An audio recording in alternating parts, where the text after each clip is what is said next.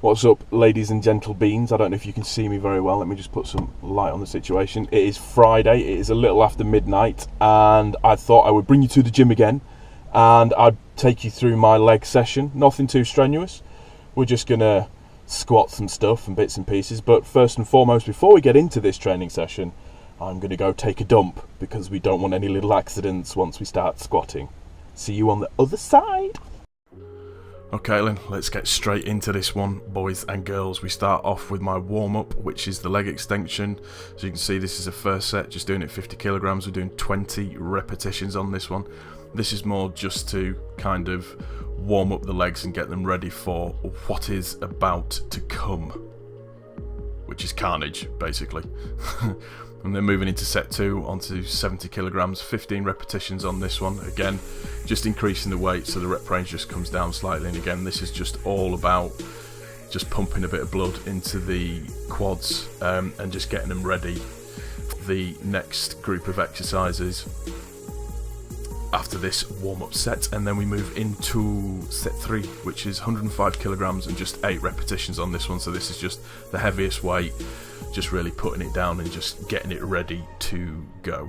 I must be mental training at past midnight, but there you go. What are you going to do? You train. I train when I feel like it anyways. And then we move into Smith machine squat, and this is first set 40 kgs, just busting out some reps again, just getting myself ready and just getting used to the motion more than anything. So trying to get my ass down to the grass as best as I can, or at least past parallel.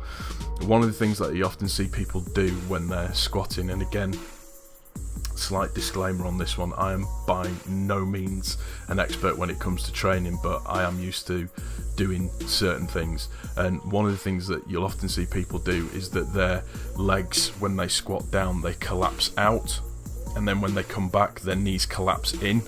Now, I've actually had quite a severe surgery on my left knee twice now. I actually ruptured my ACL, my anterior cruciate ligament, playing five-a-side football. I went in for a tackle, my foot got stuck in the ground.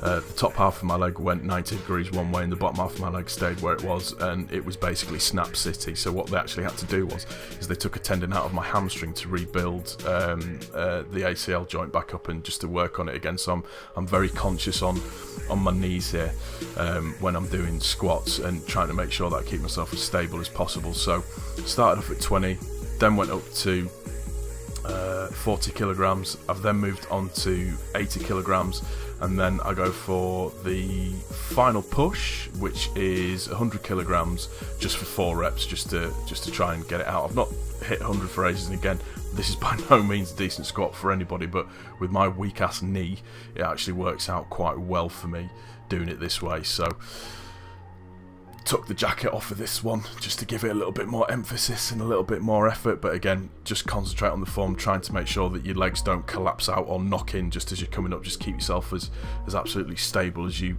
possibly can. Then we move into hamstring curls. Yes, I have pulled my shorts up. I don't know why I do it. It just makes me feel more comfortable.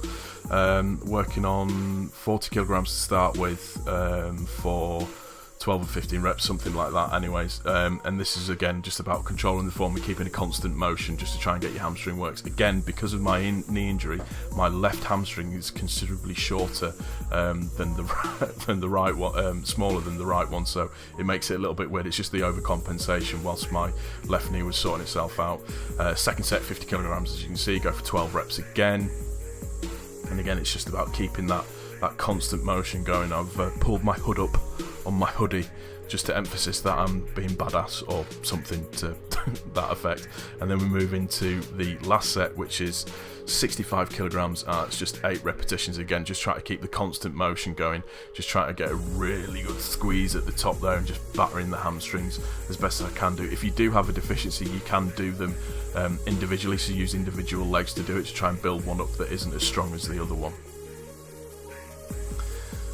Then we move into my favourite exercise, seated leg press. I start off on 140 kilograms, and push this out for 12 reps. Again, this is a bit of an ego machine for some people. They can absolutely whack ridiculously heavy weights on there. If I can give anybody one tip, if you can see what I'm doing here, I don't lock my legs out. Now, bearing in mind that I've got a weak knee as it is anyways, if you do lock your knees out completely, you do run the risk of snapping your leg the wrong way and causing yourself severe injury and pain, unbelievably. Set 2, we move up to 190 kilograms, and again, just pushing out 8 reps on this one. You can really feel it right up at the top half where your glute goes into your hamstring. If you're doing this right, you can really feel that in there and on the outside of your quad at the same time as well. And then we move into the final one, 200 kgs, just for 6 reps, just pushing it out.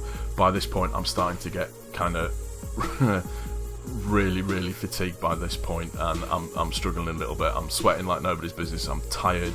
My legs are sore. They're not doing what I want them to do. But again, you can notice they're not locking the legs out. Can't stress that enough. Do not lock your legs out on this machine, because you will be in all kinds of trouble.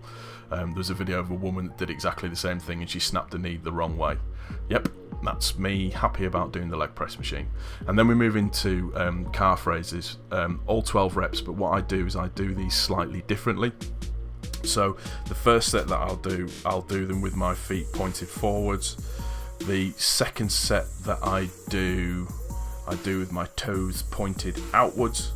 And then the third set that I'll do it with my toes pointing inwards. I saw Kai Green do this, and he just mentioned that it was actually a really good way of doing it, because what you do is you kind of hit the all of your calf muscle.